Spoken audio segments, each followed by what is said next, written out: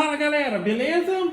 Então continuando, essa daqui é uma segunda parte. Na primeira parte foi a qual foi projetado o arquivo de corte e nessa parte a gente vai realizar aqui o recorte na prática, tá ok?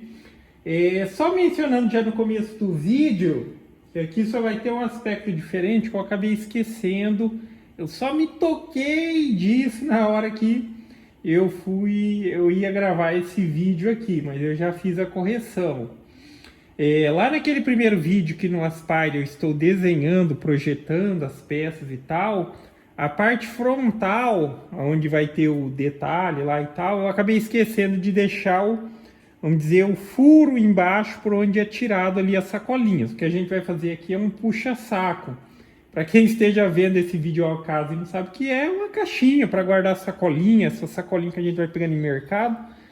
Então a gente guarda tudo lá dentro e depois vai puxando elas por baixo. Então teve esse detalhe que no vídeo eu esqueci de fazer, tá? Então depois que tiver recortado eu mostro. Mas é só um detalhe, na parte da frente tem o detalhamento, que é o desenho que a gente fez lá e tal.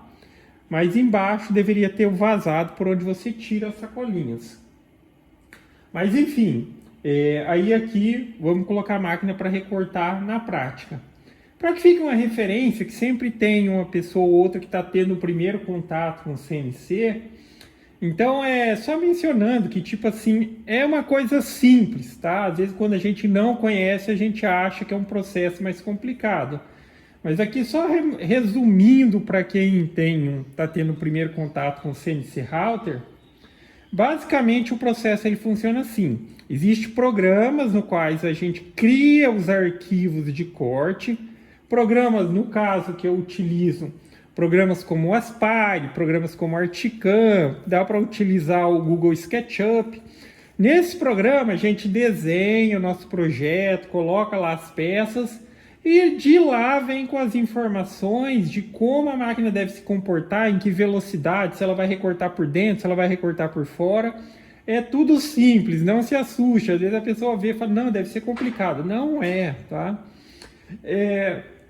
Então, enfim, nesses programas a gente cria o arquivo de corte. Aí aqui a máquina, ela precisa ter um programa que controle a máquina. E esse programa que controla a máquina é justamente o programa que faz a leitura desse arquivo de corte. Então ele vai ler, vai se comunicar com a máquina e a máquina vai realizar os procedimentos. Para iniciar um recorte, basicamente o que você precisa ter um material que seja do tamanho suficiente para recortar as peças do seu projeto. A gente posiciona ele ali de acordo com a sua máquina, de acordo com a maneira como a sua máquina trabalha. No meu caso, a minha que ela trabalha da esquerda para a direita e daqui da frente lá para trás. Vou dizer, essa daqui é a origem da máquina. Só que sempre lembrando, nessa questão de origem da máquina, a gente sempre tem em CNC, qualquer tipo de equipamento desse, a gente tem a absoluta que a gente utiliza para fazer umas referências, digamos ali, de algumas configurações, fim de curso, essas coisas do tipo. E existe essa origem que a gente termina, que é o ponto 00 de trabalho. Então não necessariamente eu preciso colocar o material aqui no cantinho e tal. Eu posso posicionar a máquina em qualquer lugar e dizer para ela, olha, começa a recortar daqui. Ela sabe que aqui é o 00, com base no seu desenho, ela sabe quanto ela vai se deslocar e tudo mais. Só que você tem que se atentar à possibilidade de que o espaço onde você está fazendo o zeramento seja suficiente para recortar de acordo com o seu trabalho aí, tá? Mas enfim, trabalhando semelhante a minha, então eu coloco o material aqui, 0 ali, e ela já sabe a referência, que no meu caso, o meu projeto, ele foi desenhado tudo dali para lá e daqui para lá, tá? Uma vez que está feito esse zeramento e também na superfície do material, a gente dá o comando e o programa começa a ler os arquivos e ler o arquivo, no caso, e a máquina começa a realizar o procedimento. Aqui eu estarei utilizando uma fresinha de 1,5 mm, 2 cortes paralelos. O material que eu vou recortar aqui é um MDF de 3 mm, esse recorte vai ser feito em um passe único, tá ok? Velocidade de trabalho aproximadamente 1.500 milímetros, rotação do spindle aproximadamente 18.000 RPM. Então vamos lá, já está tudo apto para iniciar o processo, só preciso dar o comando lá no programa. Para quem quiser acelerar o vídeo, porque na hora de fazer a postagem eu vou deixar ele para você ter uma noção da máquina trabalhando em velocidade real, ok? Então tudo zerado, vamos dar início aqui.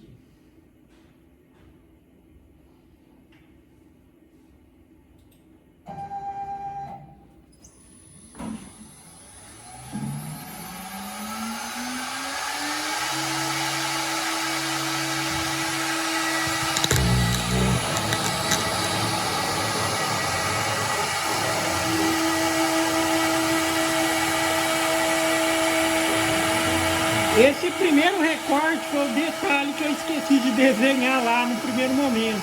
Daí eu voltei lá e corrigi.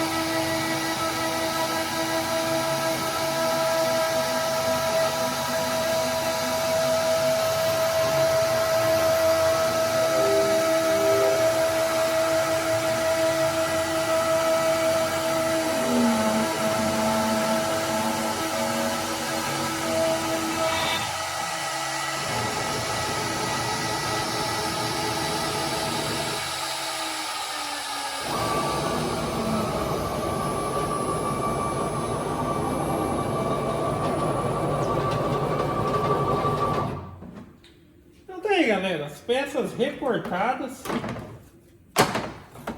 Tá? Bacana. Aí depois é só passar uma lixinha, né? Porque MDF, principalmente esse tem um revestimento, ele dá uma arrepiadinha nos cantinhos aqui. Aí eu já vou fazer a montagem e na sequência vocês já vão ver o resultado. Mas só mencionando, o que eu tinha esquecido foi isso daqui, na hora que estava projetando lá.